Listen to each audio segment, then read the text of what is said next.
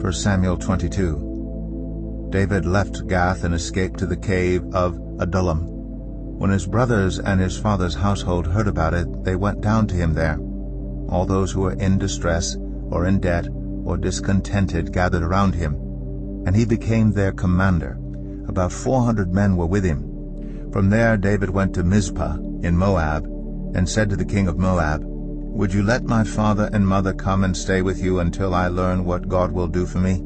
So he left them with the king of Moab, and they stayed with him as long as David was in the stronghold. But the prophet Gad said to David, "Do not stay in the stronghold. Go into the land of Judah." So David left and went to the forest of Hereth. Now Saul heard that David and his men had been discovered. And Saul was seated, spear in hand, under the tamarisk tree on the hill at Gibeah, with all his officials standing at his side. He said to them, "Listen, men of Benjamin. Will the son of Jesse give all of you fields and vineyards? Will he make all of you commanders of thousands and commanders of hundreds? Is that why you have all conspired against me? No one tells me when my son makes a covenant with the son of Jesse. None of you is concerned about me or tells me that my son has incited my servant to lie in wait for me as he does today."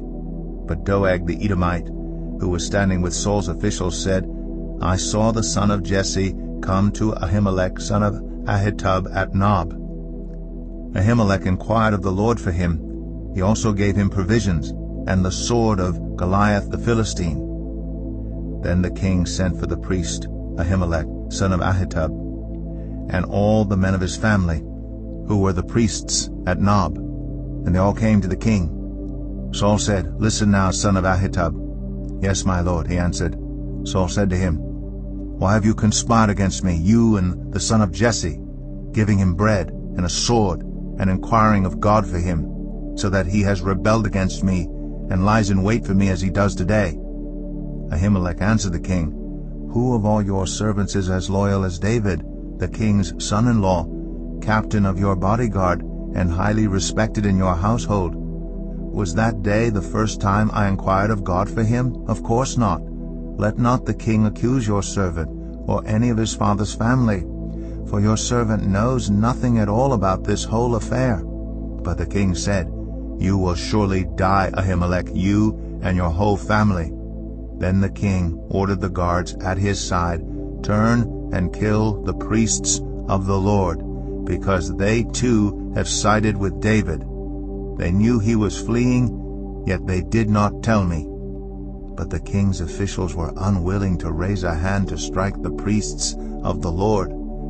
The king then ordered Doeg, "You turn and strike down the priests." So Doeg the Edomite turned and struck them down. That day he killed 85 men who wore the linen ephod.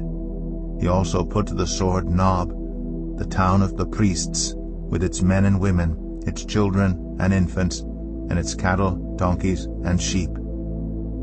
But one son of Ahimelech son of Ahitub, named Abiathar, escaped and fled to join David.